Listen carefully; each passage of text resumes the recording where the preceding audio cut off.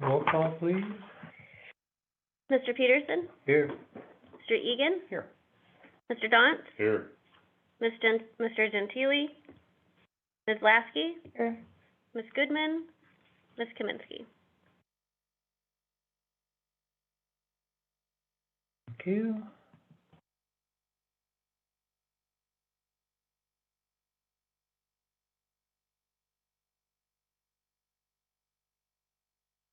Got a chance to look at the agenda. And I entertain a motion to approve it then. So moved. For a second? Second. Moved and seconded. Any discussion? Those in favor, say aye. Aye. Those opposed? Public comment? None in person? Nobody on Zoom? Approval of minutes from July 18th meeting. So moved. Move to accept. Second? Second. And a second. Any discussion? Been seconded. Those in favor say aye. Aye. Those opposed? And we are already at item 6, Treasurer's Report.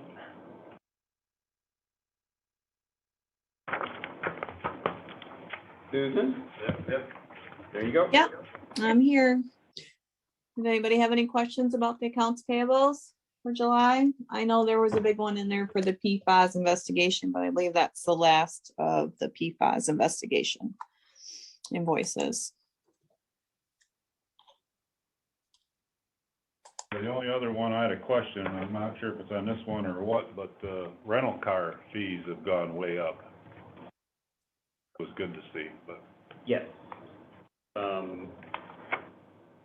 So I actually just got the checks for July on Friday, so they're not reflected in this, but I kind of did some comparison, and the fees we're collecting are up 240% for July a year ago.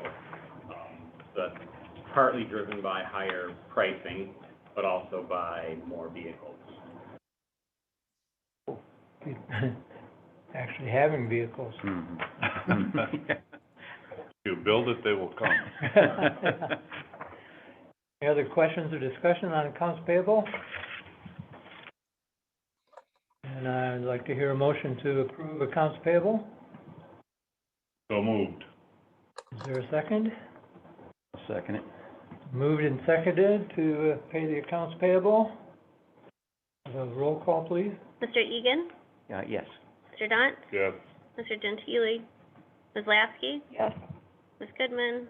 Ms. Kaminsky? Mr. Peterson? Yes. It's passed. The trial balance statement. Susan, anything to? No, the only thing that I just want to remind everybody, when you're looking at that bottom number, the year to date, to remember that we're expecting that PFAS reimbursement of $145,000. Put a dent in that number? And then also to keep in mind when you're looking, because I know we're in July and we have August and September left.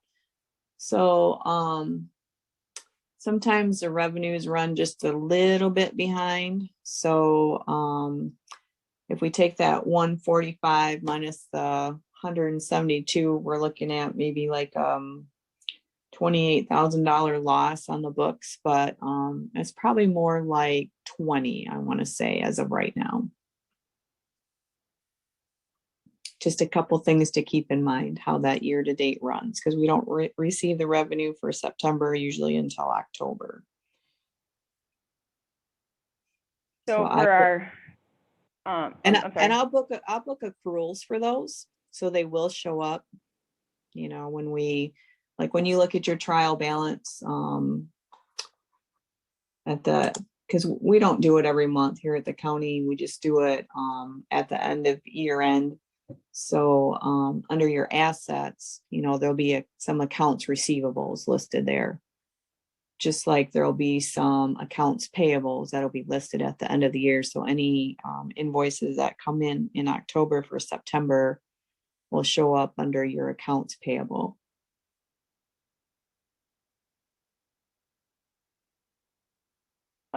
For revenues, we're, Mhm. what do we, like 2 months left in the fiscal year, right? Correct.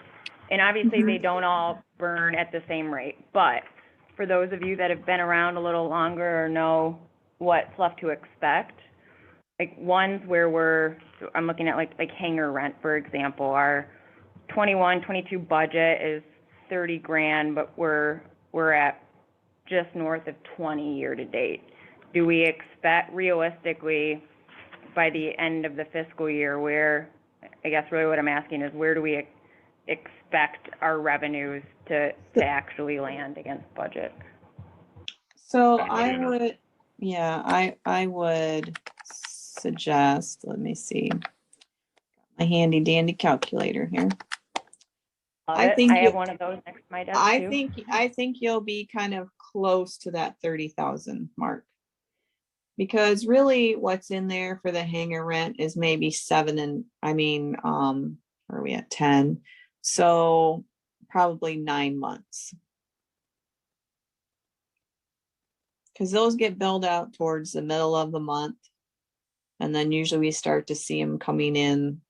So like, I don't think I have any of the August ones in there. I've just been getting those now this last week. So like, if you look at that, even though, we should be 10 months in, look at it as 9 months. So if you took that 12,301 and you divide that by your 9, and then you times that by your 12, that's kind of where you're looking at that hangar rent. Okay, and then, the passenger facility charges and let's see, what are Those maybe vary. the fuel sales too? Yeah, those vary. The fuel sales are the same way. We're looking at 9 months, not 10. And then the passenger facility charges vary. And both those are heavily come in the summer, because summer is Airline. when we sell most of our fuel, and summer is when the airline has their summer schedule, additional flights and additional bookings, so. And I'm going to tell you the passenger facility charges are running 2 months behind. So this is like 8 months here? Yeah.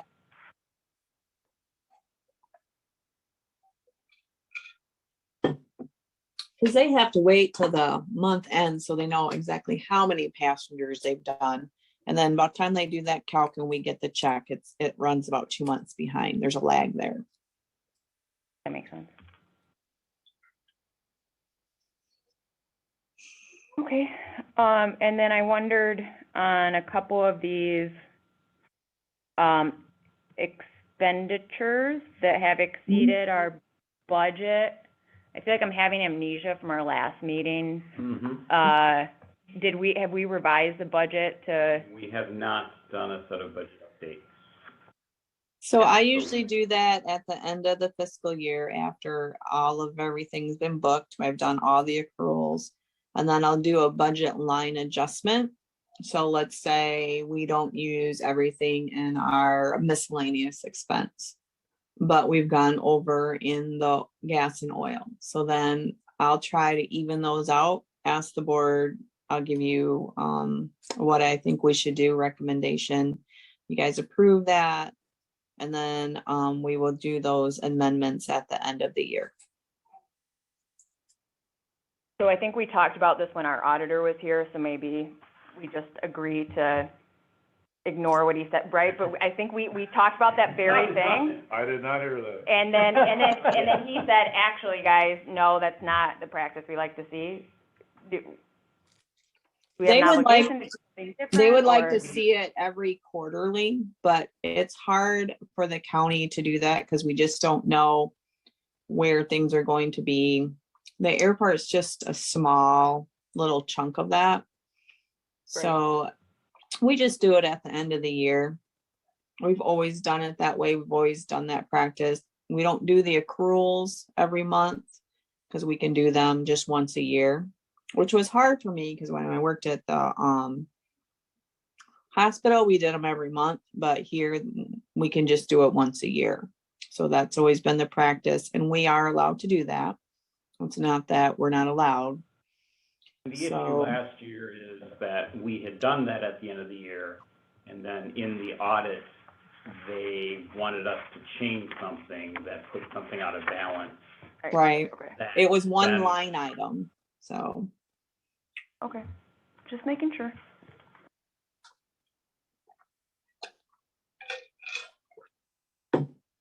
Any other questions? Not, have a motion to accept the trial balance sheet, So moved. and a second, please. I'll second. Moved and seconded, those in favor say aye. Aye. Those opposed? Or, no, that was a roll call, wasn't it? It's money, sorry. It's okay. Mr. Dunt, Yes. Mr. Gentili, Ms. Lasky, Yes. Ms. Goodman, Ms. Kaminsky, Mr. Peterson. Yes. Mr. Egan. Yes. Motion carries. On to item 7, committee reports. Executive committee did not meet, to my knowledge. Budget committee, we did hold a meeting. The other 2 people aren't here today. We put together a rough draft. Barry, you got that I will- printed for us I somewhere? can pull that up, yes. Okay. Barry, I did send something to you this morning. Did you happen to get that in the email? I have not looked at email probably in the last 2 hours, So Kristen does have a copy of what I am suggesting to make changes to bring it into balance. And why don't we go with that, since that is the latest? So basically, the only changes I made, can you bring that back up on the screen, that Excel thing that you had? Oh, all right, I was gonna pop over to email, No, and you're okay. I can make Okay. copies. Oh, yeah, if you want to bring up the email. Mhm. why don't you make copies, Where's the, down behind the desk? okay, just straight ahead? Yep, at the very end, desk behind, sitting on the back counter is the copier. And while she's doing that, I will pop into email. Probably should not share my screen while I'm bringing up my email. We will look. You never know what's gonna be there. Where's Zoom?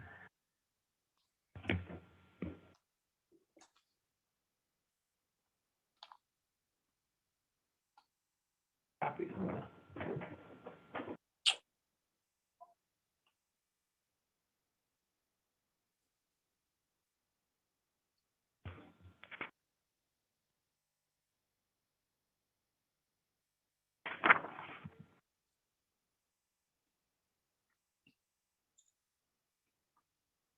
There it is.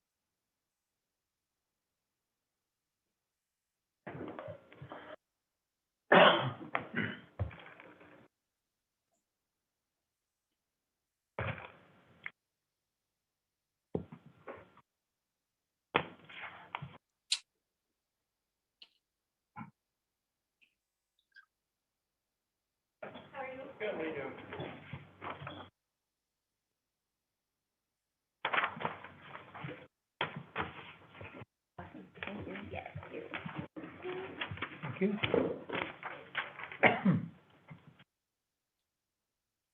You're welcome.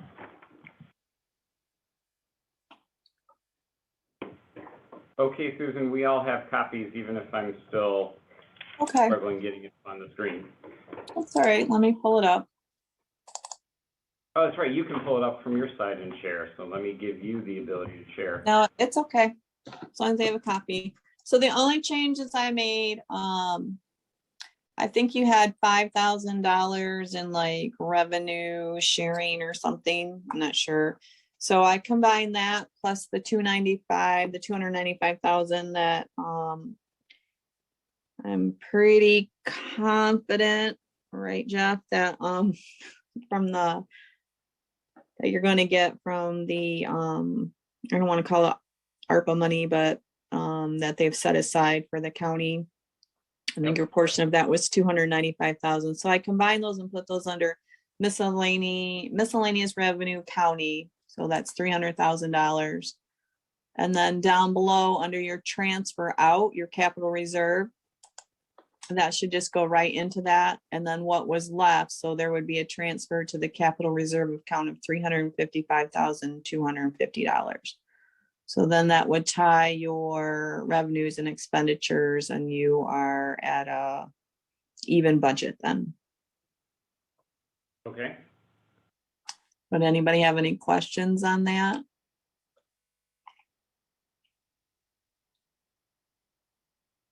so I guess I'll comment on the first thing you mentioned there.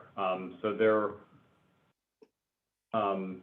was in the previous version a separate line item that was just kind of added as an account just to show something, even though, you know, it probably wouldn't be created as an account, and Susan has done it that way.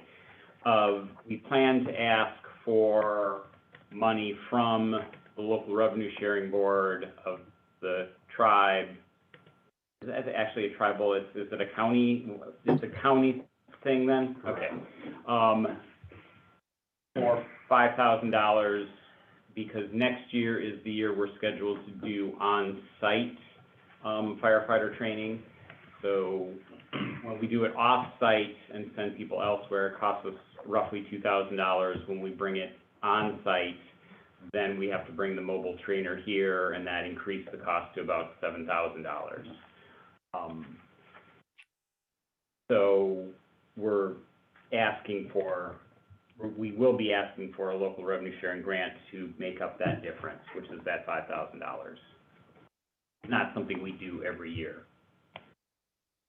I actually just updated the website, so the application is now ready as of today. Okay, I was thinking it was about time, that this is about the time of the year where that comes out. Yep. No, that's good. Yep, deadline I think is September 9th. Okay.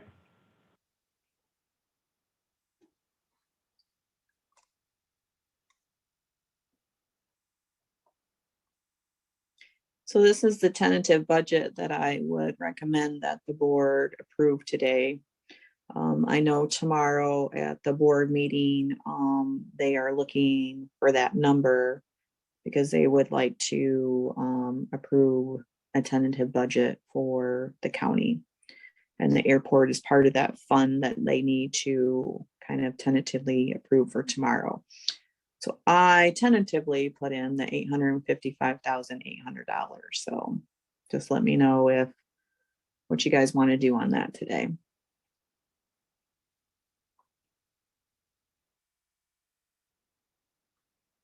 I realize this is the first you're seeing this as a board. The budget committee has met and worked through most of these numbers. Susan added these additional changes. So that's been the process up to this point. I have a couple questions. So hangar rent, Yes.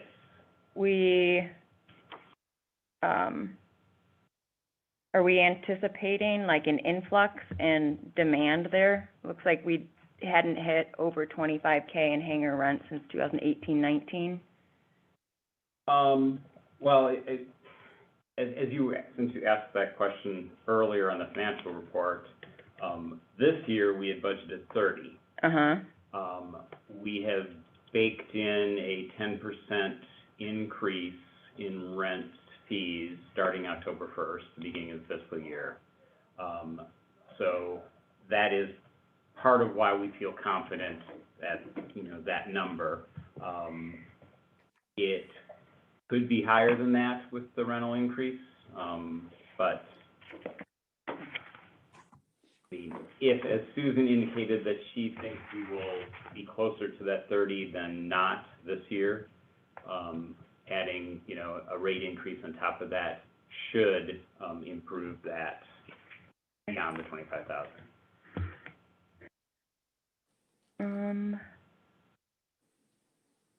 And then the passenger facility charges, we're just anticipating based on what number of flights and that, like, do we arrive at that number? Well, that number is $4.38 per passenger that boards the airline.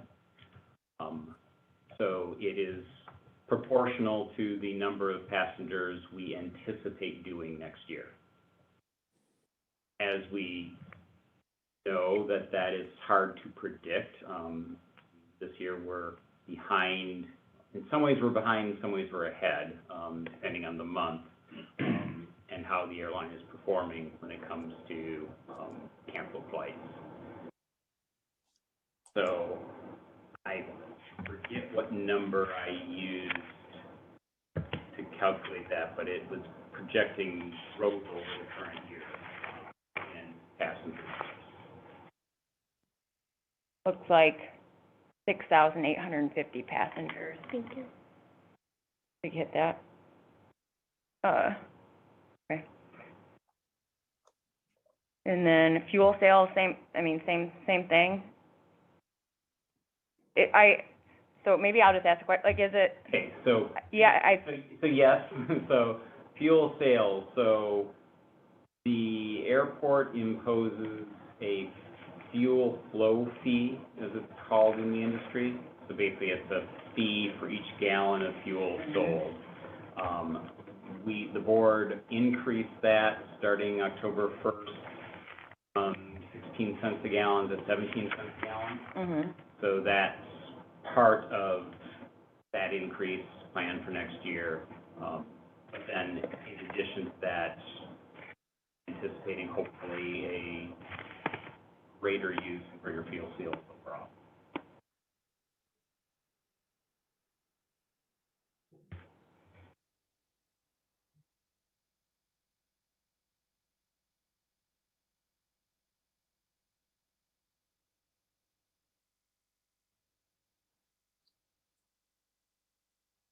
So I feel like we're optimistic in our revenue budget projections, which I guess who isn't at the start of a fiscal year?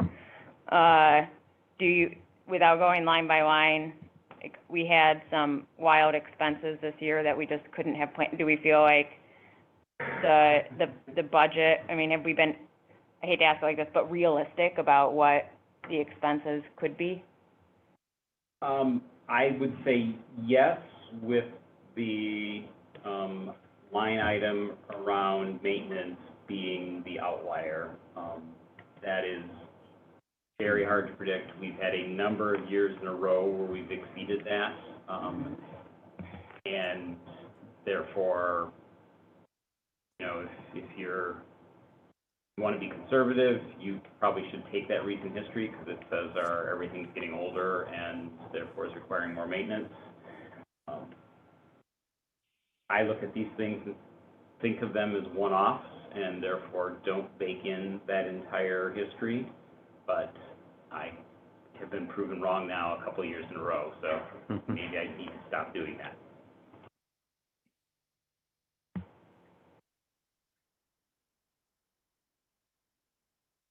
We did bump it from 30,000 to 40,000 Yeah. from a budget year, but we will surpass that 40,000 this year, most certainly.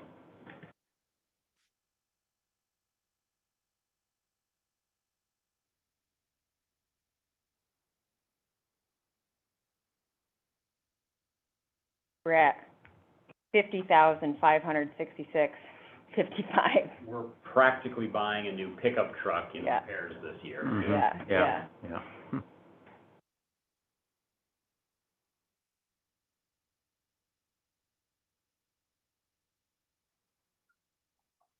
And then the only, Already Barry, Yes, so at the next board meeting, you're gonna want to make sure that we do a budget amendment for this fiscal year to do the PFAS grant of the $195,499.69, and then also to add that expense in. Because otherwise, we're gonna get dinged again because that wasn't part of the budget. So we'll need to do a budget amendment to add that revenue and expenditure next month, since it's the last board meeting before the end of the fiscal year. okay, And I'll present that, and then the board just has to Maintenance. approve that amendment. That was PFAS and maintenance? Yeah, it's the PFAS grant. So, Yeah. anytime that you get a grant like that and it wasn't planned on and it wasn't in your budget, you have to do a budget amendment to add that, because basically you're gonna be under budget in your revenues and over in your expenses. So we'll want to make sure and do a budget amendment for this fiscal year 2021-22 to add that revenue, and then to add that expenditure in there. Will that be a separate item on the agenda, or will that Yeah, come up on? yeah. No, that'll be Okay. a separate that the board will have to approve, and The then, treasurer, I see. yeah. And so just so you're aware of that. So then I'll present kind of like how this Excel worksheet is. And then I'll have a column that says amended. You just have to approve the amended.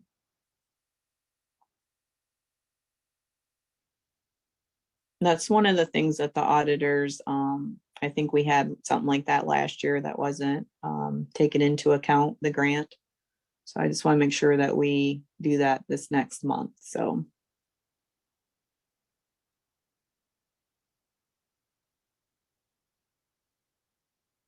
Is there any action we need to take this month on this proposed budget?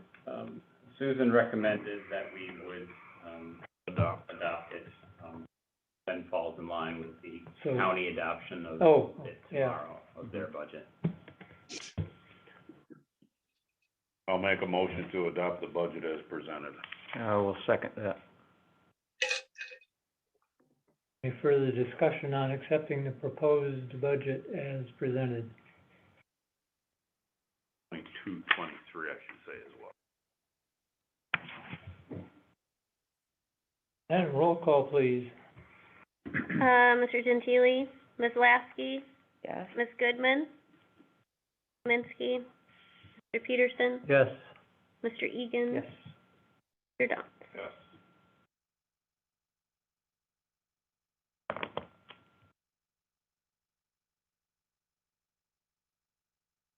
Anything further on the budget committee? You might need to address. Okay. Move on to item C, capital projects committee, did not meet to my knowledge. So, Barry, you got the floor. Balance paper to hand out today, because I didn't get it into the packet or email.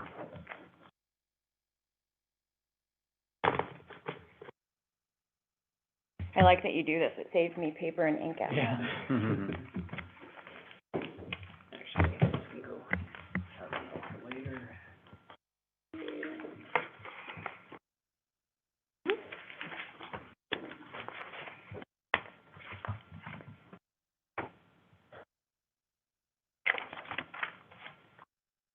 Okay, so no incidents or accidents to report for the month. I have not yet received from Cape Air the July passenger numbers.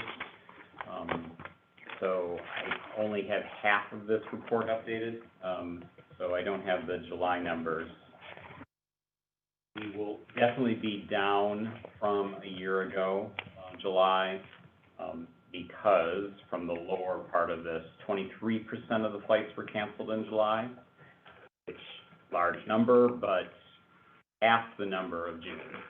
So the trend is going good, and so far through August, that improvement is definitely continuing. Things have been much better first half of August through this weekend. So, give you a feeling that July is probably down about 20% from July a year ago, but until I get the official numbers, that's just really more of a guess on my part. On the airfare side,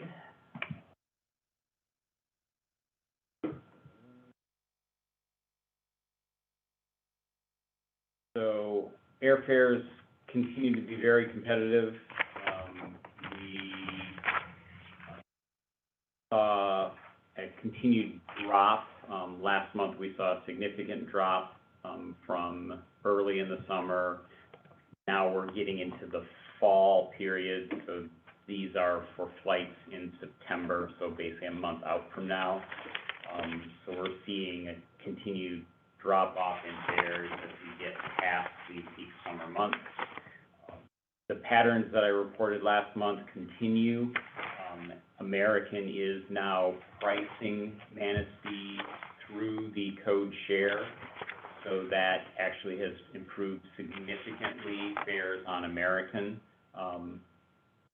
So instead of having the combination of fares, the local Cape airfare plus then the American fare out of Chicago or the United fare out of Chicago, American is now pricing the whole route in a way that is competitive, as opposed to previously I think had a formula in place that they didn't really look at. So that has helped, and that first took effect last month, and that continues this month. So you'll see that, on a American fare, we can be priced by American lower than that same fare out of Traverse City. So, Grand Rapids, went up a little bit this month, versus the other three airports on average. So, Muskegon, Traverse City, and Manistee came down a little bit on average across these 20 markets. Grand Rapids went up a little bit. The average fare, Grand Rapids wise, is $335. The average fare Manistee, $375.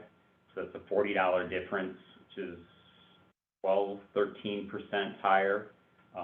But considering time, travel, parking, all of those things, that's actually a very reasonable difference currently. So I'm very happy where this stands right now. Then the second half, showing what a week of parking would contribute to the average, considering we're free and all the other airports are not, shifts that needle fairly dramatically and makes us the best option when you consider that factor in place. So any questions on airfares? Who is 9K? 9K that's Cape Air's Just to, code. okay, Yep. yeah.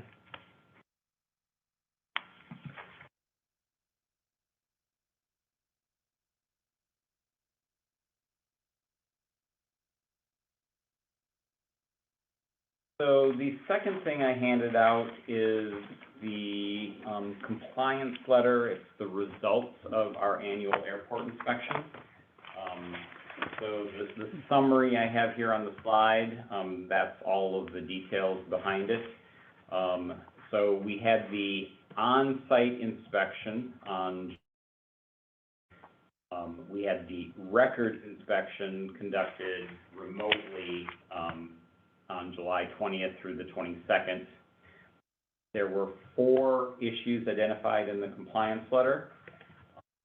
The first one being tape markings being non-standard. That's actually an item that was noted a year ago as a safety recommendation.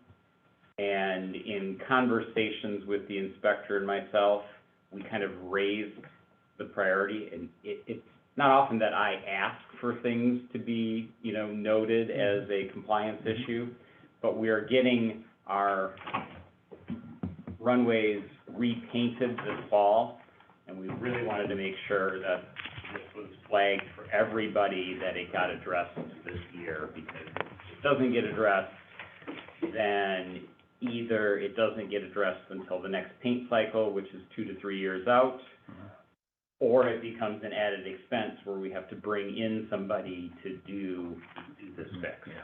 So I really wanted to make sure that everybody was aware, because this year, our paint marking is being done through a state project. So the state has oversight over it, and we don't necessarily communicate well all the time. So I just wanna, this is an added mechanism to make sure that they get that corrected. The other 3 items are, that, I had allowed our federal wildlife depredation permit to expire. That basically allows us to, kill wildlife that are a danger on airport property. We have never, in my recollection, ever used that capability, but it is part of our airport certification manual that we will have that capability. So that put us out of spec when that expired this spring. And then there were 2 separate issues around training records where individuals were a month out of compliance with training. Most training items have to be conducted every 12 calendar months. And there were 2 items where it was 13 months before the recurrent training was done. Then there's a separate, the last page of that printout of the formality is a set of safety recommendations. These are, just other things that the inspector would like us to see make progress on at some point and bring to our attention. One is a continued tree issue, tree clearing issues. That was a big thing last year and was compliance issues last year. And then there are 2 additional, more minor issues with painting that are also reflected in those safety recommendations. Overall, a fairly typical airport inspection. I've, in the 14 years, only had 1 inspection that was completely clean. They didn't find anything. This is a fairly typical, nothing significant, nothing that I would say you should be concerned about, but you have all of the information that is available on that. Any questions? Okay, we kind of talked about this last month, kind of mentioned it in the budget discussion. I just wanted to kind of give an update on all of our equipment and where we stand with it. So starting first with the airport fire truck, because that was an item during the on-site inspection that I was concerned about, because the fire truck was not performing, and we were basically in a window where we would start the truck in the morning when we got here, because it would start when it was cold, but once it got warm, the truck wouldn't start, which is not good if you're trying, for an emergency vehicle, when you're trying to respond to something. And then we basically leave it idle the entire day until the last flight came in, because that was the only reliable way to have fire coverage and meet our requirements under our 139 requirements. So it went in, took a couple times to finally diagnose the issue. It basically was the computer. So the computer module needed to be replaced. That took a while to get that part in, and that did get replaced. Once we got it back, those issues were addressed.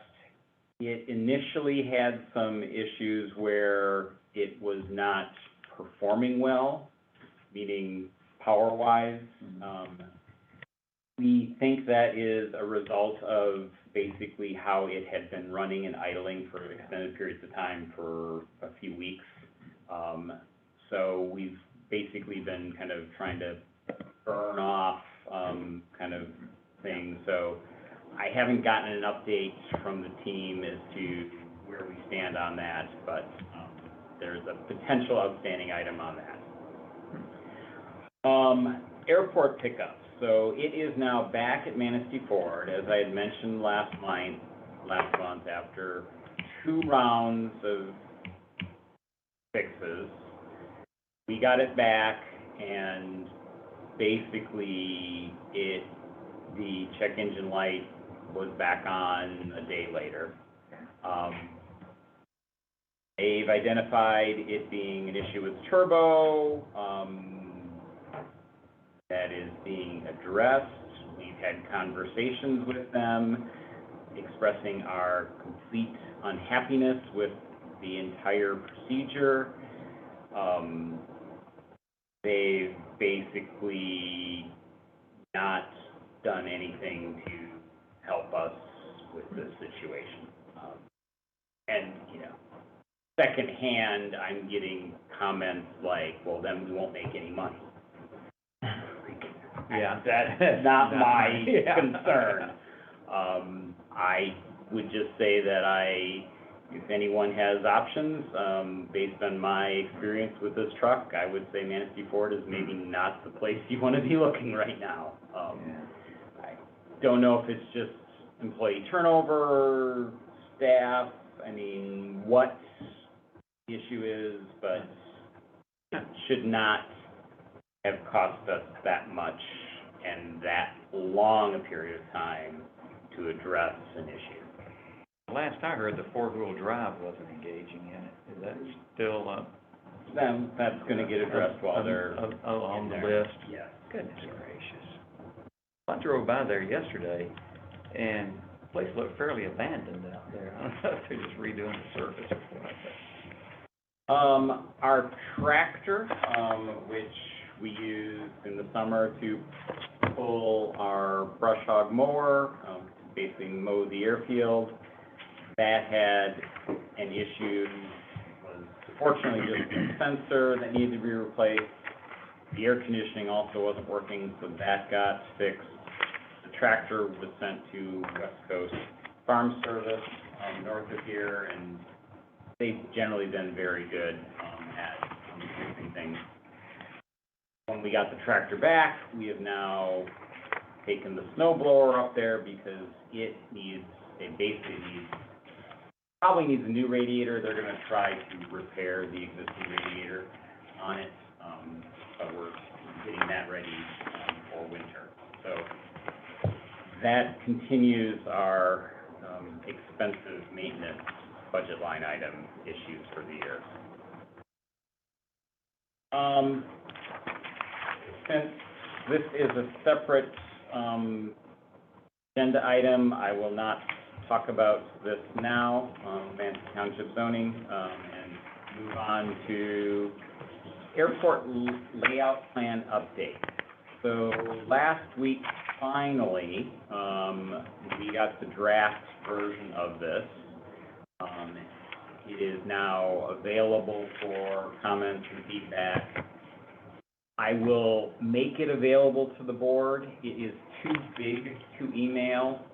There are 2 documents and they total about 65 megabytes, which generally is beyond most email systems limits for attachments. So I'll be sending links to probably a version of it in our Google Drive for you to review.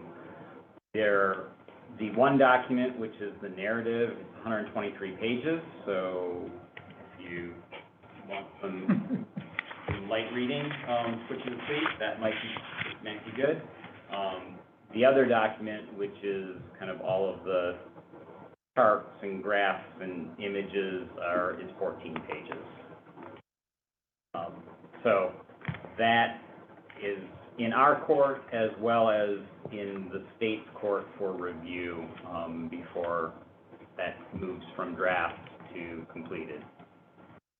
And then, this was mentioned earlier, but the PFAS testing grant has been wrapped up and we submitted the final reimbursement requests, and I think that number was like $146,000 that Susan had mentioned earlier, to the state by the deadline for that, which was at the end of July. So that is in process. So finally, we should see our fund balance be returned with the reimbursement of these project expenses. Cape Air service updates. So I've already kind of mentioned the first. So from the cancellation side, 46% June, 23% July.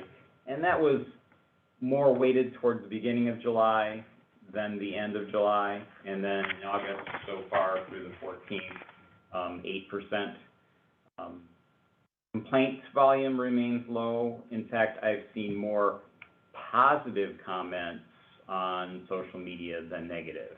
There was actually last week a very positive comment of someone who just felt that the staff had done an exceptional job of handling the situation that they were in and publicly spoke about it. So the airline is managing the situation, but we don't collect PFCs, we don't get revenue if these flights don't go. So We had a guest that flew in and everything was fine coming in, leaving was a Sunday and got canceled. She received an email Saturday evening that the flight was canceled for first thing Sunday morning, but the staff here did not receive that. So I came down to see because figured there was a cancellation, and the lady that was working the desk at the time, was before Julie got here. Anyways, short story long, it was all taken care of, but there was a communication snafu to where the staff wasn't aware that the flight was canceled. So they could have been working on rearranging flights for people the prior day. So anyways, I just wanted to mention that in the process, but it all worked out, but. And my monthly meeting with Andrew Bonney of Cape Air, which normally happens this morning before this meeting, this week is on Wednesday, so it'll be a good opportunity for me to bring up that example to him. But those communication and process issues, they're just not built to handle this level of service interruptions, and they're testing their processes. But by now, they should have experience with it and should be able to have fixed it.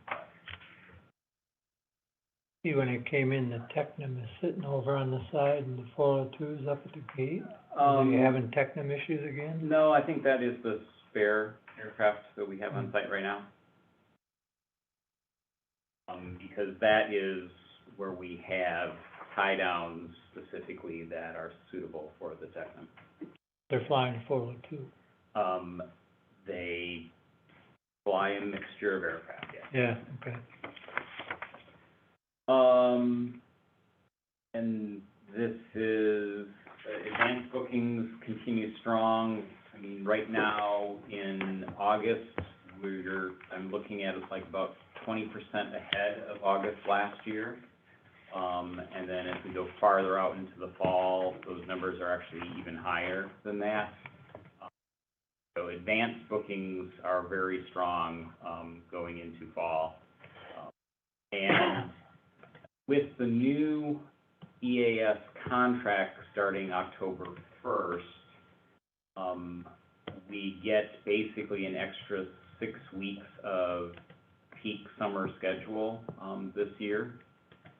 So per Cape Air's bid, they took, I think, 10 days of peak schedule off in May, but continued it from mid-October basically through Thanksgiving.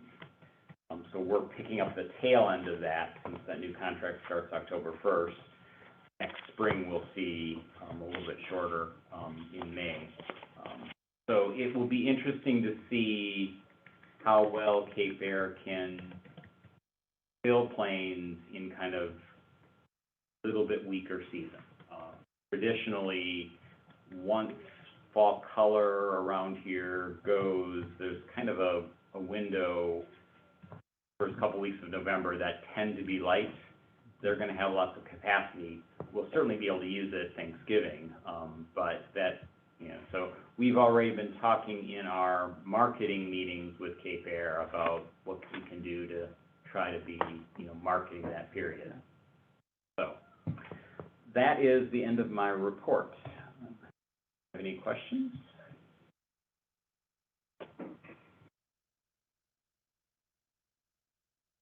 And we'll move on to item 9, old business. Which brings us back to you again, Barry. Okay. Zoning. So,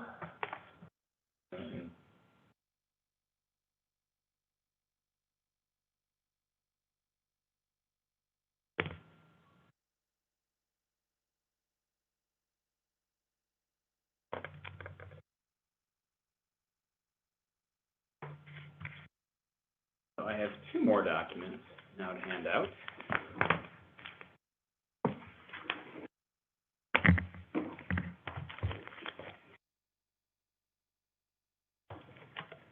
And some of this is going to be reviewed for board members who have been on the board for a while. But that's, given the people in the room, that's 2 of you. And 2 of you, this will all be a new topic. So, and I don't remember if I've actually shared these documents with the board or not previously. I know we've met with our attorneys, we've had these documents available for review. So, the 2 documents you have, zoning for public use airports in the state of Michigan. This is a document produced by Bureau of Aeronautics. It is basically a summary document of the state statutes around zoning as it relates to airports. It tries to help airports understand the complexities of zoning and kind of does translation of things and raises the issues that the state views are what's important for airports to be aware of. So this is kind of like my Bible as it relates to zoning for airports. This is what the state basically says I need to be aware of and, you know, be working on.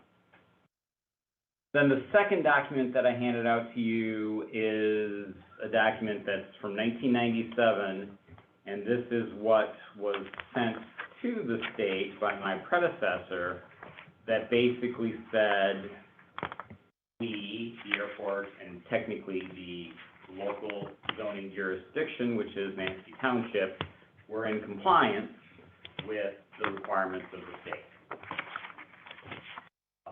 And between 97 and now, a lot has transpired that has, in my opinion, brought the township out of compliance with the state requirements. So what the requirements state is, you know, there's a couple things. The first being, there is a document that the state produces called an airport,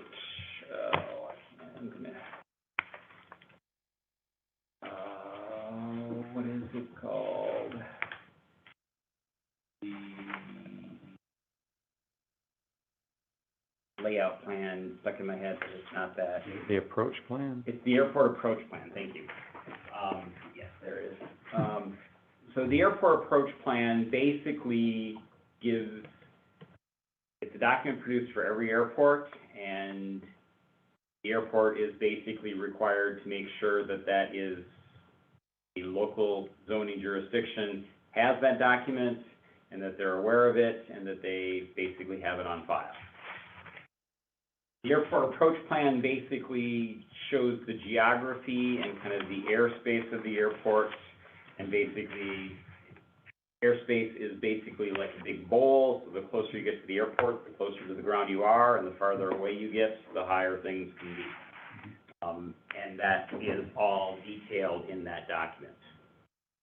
So some of the history now gets into back in probably around 2012, was the state at conference will periodically, every 4 or 5 years, remind airports of their obligations under these things and have a session on it.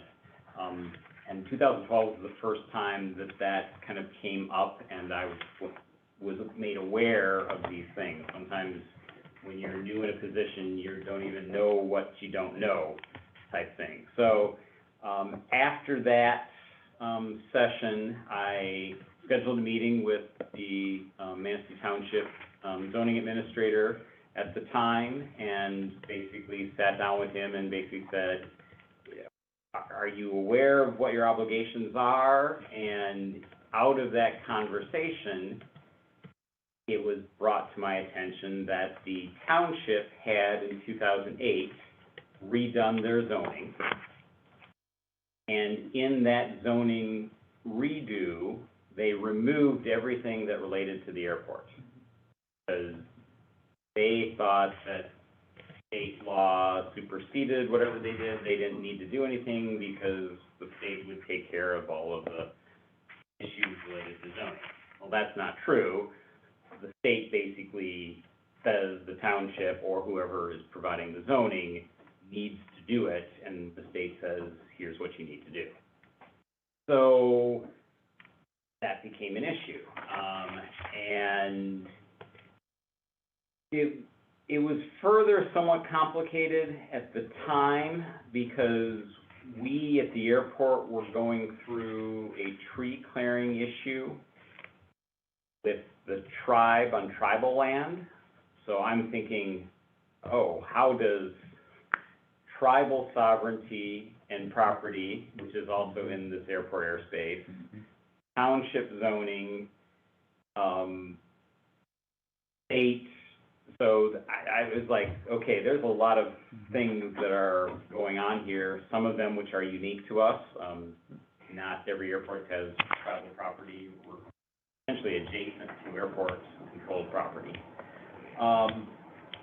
So I started having conversations with the county planner, Rob Carson at the time, basically making him aware, because he and his department were looking at zoning throughout the county, trying to look at ways of improving standardizing, not necessarily going down a path of county zoning, but really trying to make sure that all of the townships were more consistent in how things were doing. So out of that, the county planning department undertook really to start helping proactively the townships with zoning rewrites, with master plan updates, et cetera, and the county planning department got the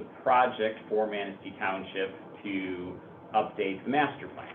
So you've kind of got master plan up here, and the zoning theoretically follows from the master plan direction.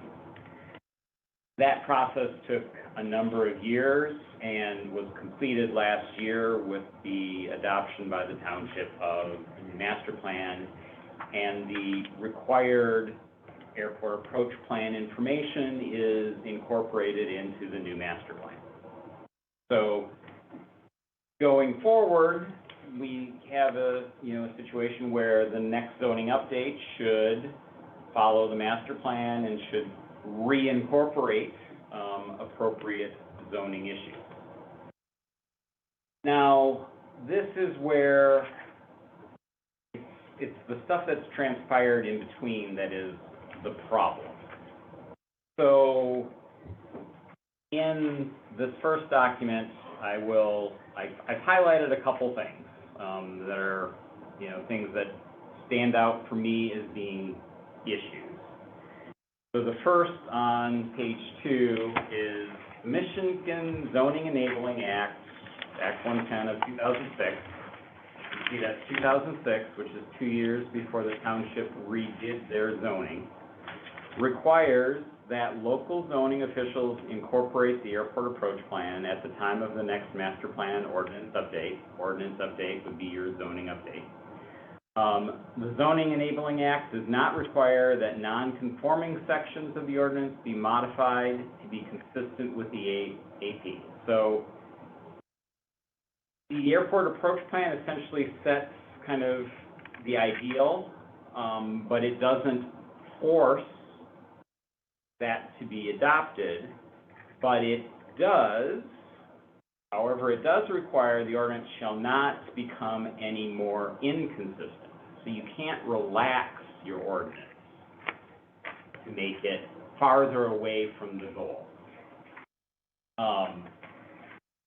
And so therefore, if you look at the second document, the previous zoning ordinance had height restrictions for trees within the airport. They called it an airport overlay zone. They had all sorts of restrictions, and those were all eliminated in the zoning rewrite of 2008, which is an occurrence of it becoming less in compliance with the zoning goals. And as we stand right now, that is still the situation. So the 2008 zoning ordinance is what is current. A new master plan is in place, which over time will lead to a new zoning ordinance, et cetera. But we're in a situation where the township has really not followed state law and done something they weren't supposed to do. And on page 3, I highlight similar language that is basically talking about this same type of issue. So as part of our airport layout plan now, we are identifying trees that are outside of airport property that are going to need to be cut in areas that we don't have easements. So if the township had continued to have their language, it would be the property owner's responsibility to basically deal with those tree issues. The township doesn't, so if I'm a property owner, I'm gonna say, I don't have a requirement, so it's now airport's responsibility, and I don't want you cutting my trees down. So we've got potential situations where we're gonna be required to address tree issues off airport property, or become more restrictive to the types of flights and flight paths we can accept because the township failed to do what they were supposed to do. It's a messy situation. In some ways, it seems straightforward, but there's a political aspect to it that is, So where'd Saylor and Wilson come in on this? They were supposed to hash this out, because they were going through them. They were only focused on the master plan, and I basically wanted to get that adopted first. Because I didn't want to derail the master plan by getting into the thornier issues that are outlined here. Now that they've adopted the master plan, they've basically stated their direction is to basically come into compliance. Now this is kind of phase 2.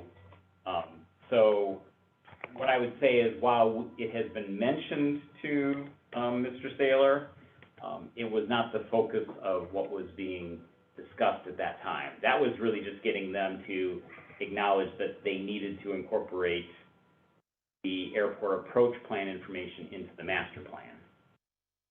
There was questions whether they needed to even do that. Is the township deleted something they were required to have in, and they be held accountable for the trees. Ultimately, I would say a court of law would determine such a question. That's not a path that I think is prudent to go down. That's why I'm saying this is a challenging situation.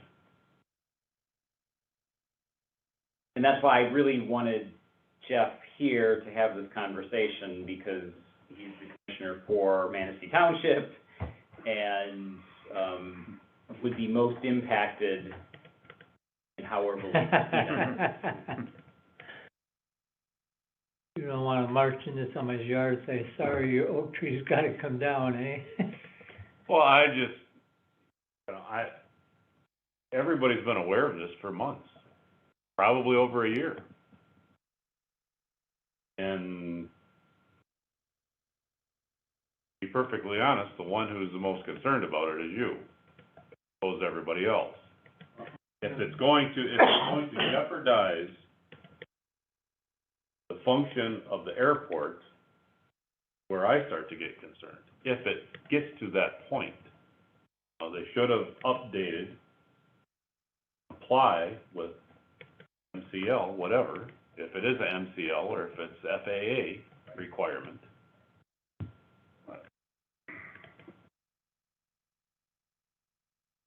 I mean, it is true, I'm the one, but that's, you know, as a state licensed airport manager, I'm the one that has the responsibility of basically ensuring that this stuff gets promulgated, because, you know, naturally the local communities don't necessarily want, you know, and another example of this is the Green Acres, right? Is that what you're gonna say? not Green Acres. Maple Ridge. Yeah. Or whatever, yeah, though. Yeah. Mhm. That Mhm. probably should not have been allowed Mhm. if everything had been done to spec, because that is density housing underneath the airport approach plan. Well, and there's another program that's looking at being put in there as well. Right. Now, is the airport now getting in the way of development? And it's messy, thorny issues, that this brings up, and let alone the fact that the hospital and medical care facility are kind of in the same situation, but they were existing facilities, so therefore, Yeah. you know, essentially that's all grandfathered in. These things are about preventing more things like that in the future. Well, I mean, when you're looking at density as well, our density isn't high by any stretch of the imagination, really anywhere. It's just higher than what it has been. Or, Right, Yeah. but as they define things, you know, Yeah. they define types of Yeah. uses, and so. That is really what I wanted to do, is bring the current board up to speed on this. And the timing of this is probably right, because with this ALP draft, that will have kind of the specifics of what objects are impacted and what trees, and therefore, we then now have more information as to what those impacts are. But, you know, so I mean, short term, it's trees, but long term, it is basically coming to agreement that certain types of land uses are or are not appropriate in certain areas around the airport. And because the township has adopted, in their master plan, you know, the master plan basically is following exactly what the state recommends. Now it's just understanding what that means at that lower level of the zoning ordinance.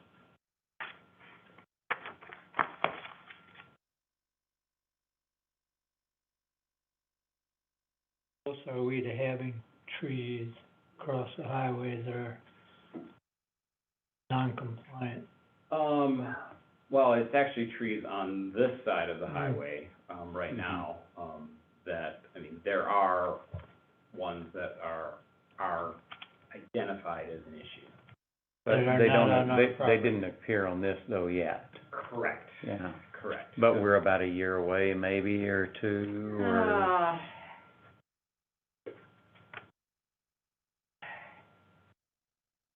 The airport approach plan is about preventing future things. right, So they set Right. standards that, you should maintain to this. It becomes an issue Mhm. probably 10 years later when that tree keeps Yeah. growing. right, So I don't think we're in, danger of limitations in the short term. yeah. But it becomes an issue once the new version of the ELP gets adopted, then that becomes what state starts looking for, and they're gonna start asking the questions of, well, why aren't you addressing this? Mm-hmm, This is identified as an issue, why aren't you addressing this? We don't think you should get funding for this other project until you address this Right. type things. They start directing us in priorities.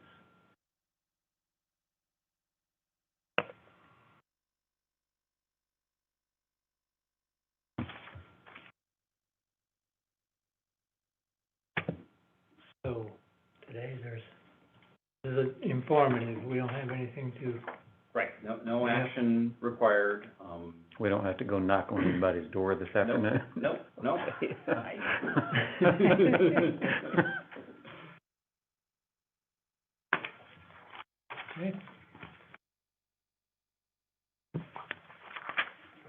Thank you.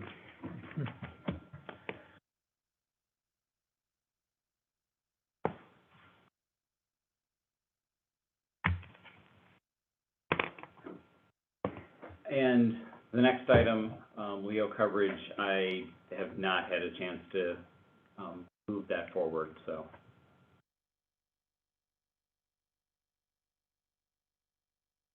We're into new business, which had no items added to it. Takes us to comments. Do we need to have a meeting over that, repair facility? We put together a little ad hoc committee at the last meeting, and it's in the minutes. And I was just wondering if we need to schedule something like that, or if we're that far along. We should, call a meeting, Joe Sprague has asked, Mhm. Right. and when we could get together and meet, so. Okay. It would be appropriate to All right, move that forward, so. okay. Off the top of my head, I don't remember, I know Mike. It was really just, Us that three. was Okay it, with yeah. Yeah. Mike Berry and, I have no objection to you setting it up. It's pretty open. Yeah. Yeah, a week or so advance, maybe, because I do have some obligations out there. And who are you meeting up with? I'm sorry. Cadillac Aircraft Service. Oh, okay. Talk about, their desire to, on the Cape Air. Okay. Just point of curiosity, at what point do we need to start doing things about the hangars with the money we're hopefully getting Allocated through tomorrow. ARPA? Yeah. I think, the Capital Projects Committee has generally been the committee that has, made those, scheduling and prioritization calls. So I would say it probably would make sense to be in that committee. Could happen tomorrow. We had consensus on all our funding options with the exception of one we'll have some discussion on. The one that was in question tomorrow at some point, and what the allocation should be.